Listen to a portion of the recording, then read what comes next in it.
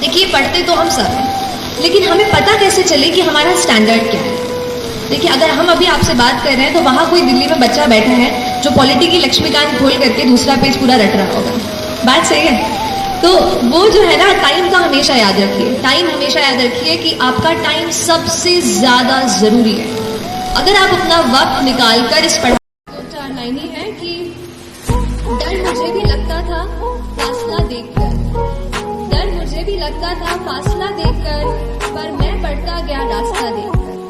डर मुझे भी लगता था फासला देखकर, पर मैं बढ़ता गया रास्ता देखकर। खुद ब खुद मेरे नजदीक आती गई, खुद ब खुद मेरे नजदीक आती गई। मेरी मंजिल मेरा हौसला दे, मेरी मंजिल मेरा हौसला। कंट्रोल करना बेहद ज़रूरी है। You know, first of all just find out कि आपका टाइम जाता कहाँ है। Many times we don't know, time just flies. Went to the class, given the test, खत्म। खाना खाया, थोड़ा एंटरटेनमेंट किया एंड इट्स डन। ऐसा मत होने दीजिए। Just control your day. Find out कि every single day what's happening in my day, okay? And in that day you have to structure it. Like I used to start with reading the newspaper. थोड़ा सा boost of the day हो जाता है. So I started with reading newspaper, and then थोड़ा सा उससे note making किया, editorial से. Then I moved on to the static portion, and I kept one particular set of my day for answer writing. See, everything, if you go through my marks, I got like 417 GS and a little bit decent in socio as well. I think, but if you go through my prelims marks, I scored 104, which was just like 6 marks more than the cutoff. So 3 questions आते हैं, I would not have been here. लेकिन एक चीज जिस पे I had confidence, that was answer. First P is about productivity, कि कितना हम टाइम अपनी पढ़ाई को दे रहे हैं और उससे हम कितना आउटपुट ले पा रहे हैं, है ना।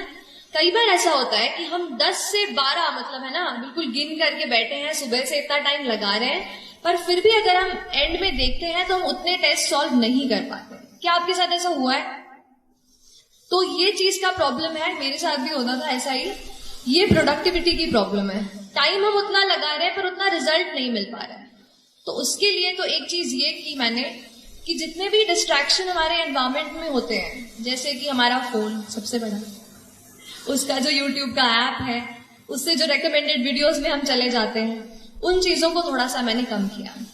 उसके अलावा और भी जितनी चीजों में हम इन्वॉल्व रहते हैं इंटरनेट पर पढ़ाई के अलावा, उनको मैंने थोड़ा सा लिमिट करने की कोशिश की। और दूसरी चीज, कहीं ना कहीं अपने आप को सीसार की बात पूछे, आई विल शेयर कि I was also not good in maths. Okay. Like maths was not my friend. Maths didn't like me. I tried to like it, but it didn't. Okay. तो कैसे टैकल करना है? CSAT का ये कहूँगी, first good thing for you, anybody who's a beginner in maths and नहीं जम रहा है, it's a qualifying paper. You know, आपको उसमें पूरे के पूरे नंबर नहीं लाने हैं, सारे क्वेश्चन अटेम्प्ट नहीं करने हैं, तो स्मार्ट स्ट्रैटेजी बनाइए। You have to just get about, I think, 66, 70 इतना मार्क्स लाना है। Aim for 100, aim for something like that. Topics का बोलूँ तो मुझे भी थोड़ा मैथ्स का वो था, तो I focused on the comprehension part.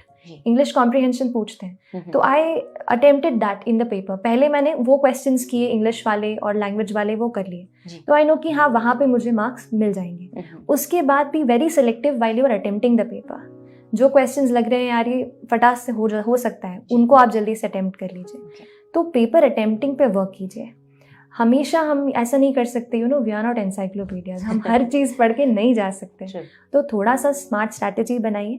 I did this, पहले इंग्लिश कॉम्प्रीहेंशन कर लिया, फिर आई न्यू कि हाँ I had this 15-20 questions with me, फिर मैंने मैथ सेक्शन अटेम्प्ट किया, वहाँ पे जो जो ईजी लगा वो किया। अनदर थिंग एक कहूँगी कि CSAT जो पूछा जाता है मैथ्स, उसमें 10th तक का मैथ्स है। अभी इस साल और लास्ट ईयर का हाँ मैं कहूँगी कि थोड़ा CSAT का लेवल हाई हो गया है, बट विथ रेगुलर प्रैक्टिस आप कर सकते हो। जैसे मैं संडेज़ को ऐसे लिखती थी, वैसे आप संडेज़ को कुछ CSAT का 1 आवर आप निकाल लीजिए और उस दिन आप पक्के से CSAT प्रैक्टिस कर लीजिए। कई बार हम इग्नोर करते हैं, किसी चीज़ से डरते हैं तो उनसे भागते हैं, उनसे भागिए मत। जो आपको डर लग रहा है जिस चीज़ का, उसको ज़्यादा फेस कीजिए, be familiar with that topic, और संडे टू संडे की प्रैक्टिसिंग आई थिंक हो जाएगा।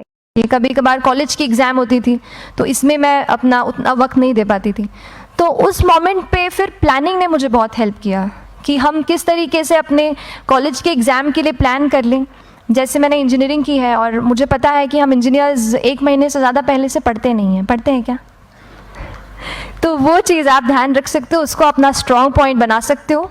1 से 1.5 महीना जब exam is approaching, I use to plan my entire syllabus का प्रिंट आउट निकाल के I use to make my notes.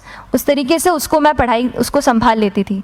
तो whenever you are managing those things together, focus on planning. किस तरीके से आप एक माइक्रो प्लान बनाएं, अपना डेली एक प्लान बनाएं, वीकली टारगेट सेट करें और एक ब्रॉड विजन दिमाग में रखें कि ब्रॉडली आप मंथ्स में क्या कवर करने वाले हैं.